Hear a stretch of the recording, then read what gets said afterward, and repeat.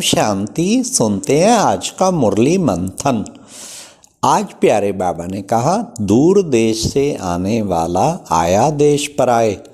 बाबा ने कहा, देखो बच्चे, मैं दूर देश से आया हूँ ना, मुसाफिर, और मैं मुसाफिर आके तुम बच्चों को वापस ले जाने के लिए आया हूँ। इसी तरीके बच्चे, तुम भी दूर देश से आए हो, तुम भी मुसाफिर हो, मैं भी मुसाफिर हूँ।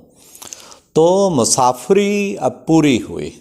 बाबा ने कहा, बच्चे तुम सब मुसाफिर हो और अब ये सबसे बड़ा मुसाफिर तुम सबको वापस ले जाने के लिए आया है।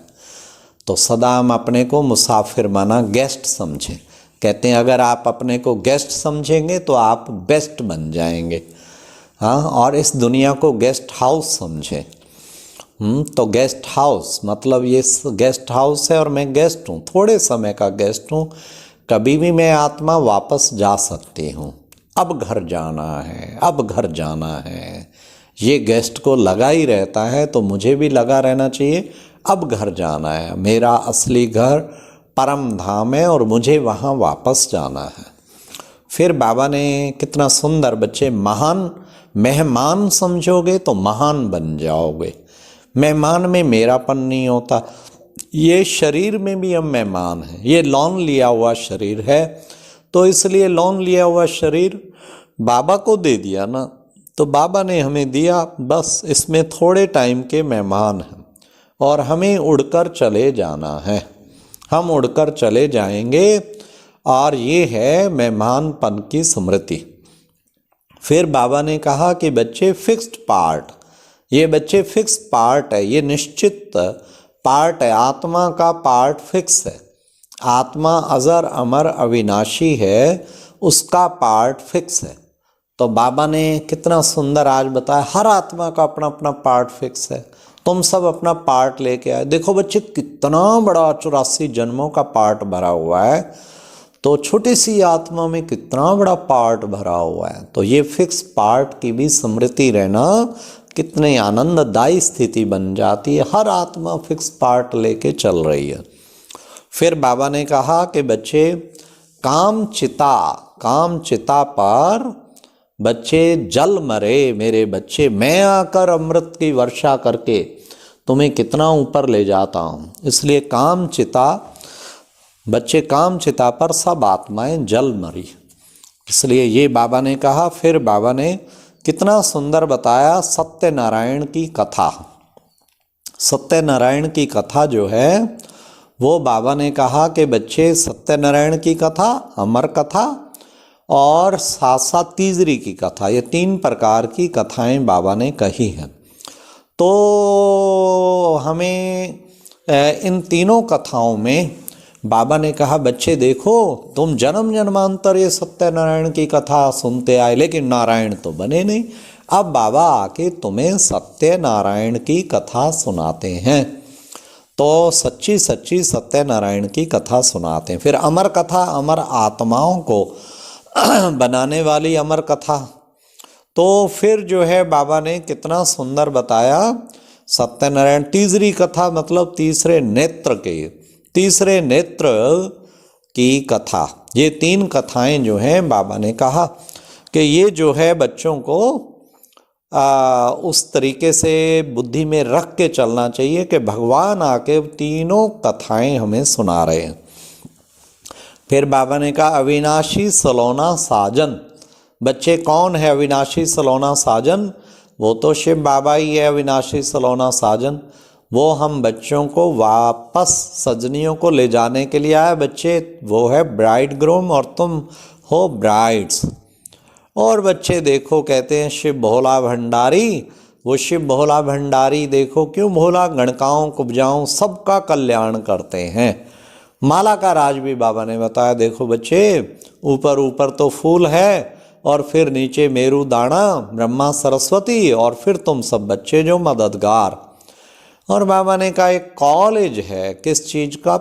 जैसे देखो बच्चे, दुनिया में प्रिंस बनाने का भी एक कॉलेज होता है, तो ये बच्चे बैगर टू प्रिंस बनाने का कॉलेज है। तुम बच्चे बैगर टू प्रिंस बन रहे हो, तो कितना ना नशा होना चाहिए कि हम प्रिंस बनने जा रहे हैं, प्रिंस प्रिंसेस बनने जा रहे हैं।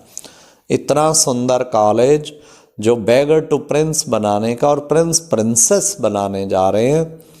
फिर बाबा ने कितना सुंदर बताया कि बच्चे देखो, ये बबुलनाथ का मंदिर देखो बच्चे, कितना अच्छा है, कांटों से फूल बनाने वाला बाबा है, तुम बच्चों को कांटों से फूल बनाने वाला।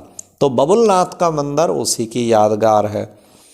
अब बच्चे देखो, सच्चा सच्चा दशहरा हो रहा है, सारी दुनिया का इसमें अंत टाइम पर अब आहुति पड़नी है और रावण 5 विकार सारे खत्म होने और नई दुनिया का अब साम्राज्य शुरू होना है। इसलिए बच्चे ये सच्चा सच्चा दशहरा है।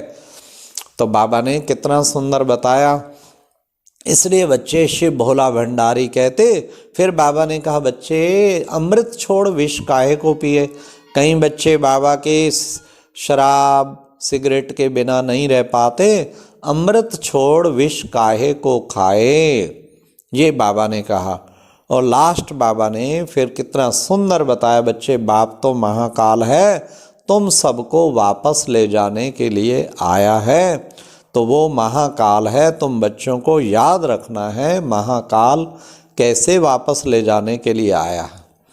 फिर बाबा ने वरदान कि आज बाबा ने कहा ड्रामा की ढाल को सामने रख, खुशी की खुराक खाने वाले सदा शक्तिशाली भाव। बाबा ने कहा ड्रामा तो एक ढाल है और इसको सामने रखो, नहीं तो खुशी गायब कहाँ होती, जहाँ ड्रामा ये ड्रामा है, ये ड्रामा की ढाल को हमें सामने रखना है। फिर खुशी की खुराक जो है वो सदा जो है खुशी की खुराक खाते रहें, तोड़ते रहेंगे, ये ड्रामा की ढाल सदा सामने रखो। और बाबा ने कहा ड्रामा, हर बात में ड्रामा कह दो बस है। ड्रामा में कई चीज़ें आती, एक तो फिक्स पार्ट की स्मृति आती, कोई बड़ी घटना घट जाए तो एकदम आता नथिंग न्यू, इस बात में भी कोई नई बात नहीं है। और तीसरी बात ड्रामा कलप कलप के हम विजयी रतन है, क्या बड़ी बात है, हर कलप किया है तो अब भी करने में कोई देरी नहीं है, हुआ ही पड़ा है बिल्कुल, ऐसा सोच के चले, इसी को ड्रामा की ढाल कहते हैं। फिर बाबा ने कहा पर चिंतन और पर दर्शन से मुक्त रहना है, उससे मुक्त होके उसकी धूल से दूर रहने वाले ही सच्चे हीरे हैं। बाबा कहते 3 पर तो काट दो और 1 पर धारण करो। 3 पर कौन से हैं? पर चिंतन, पर दर्शन और पर मत। सब चिंतन करो, जितना करो सब चिंतन अच्छी बात है। सुदर्शन चक्र घुमाओ, सब चिंतन करो, ये है सब चिंतन। और फिर बाबा ने कहा सब चिंतन सब दर्शन। फिर बाबा ने कितना सुंदर बताया, पर चिंतन और पर दर्शन से मुक्त हो हमें ऐसा बनना है। तो पर चिंतन पर दर्शन से मुक्त रहना है और सब चिंतन और सब दर्शन सदा धारण करके रखना है। और पर मत, किसी की मत पे नहीं चलना, 1 पर धारण को, ये 3 पर तो छोड़ दें, पर चिंतन पर दर्शन पर मत। और परोपकारी बनना है, ये पर धारण करना है। अच्छा, ओम शांति।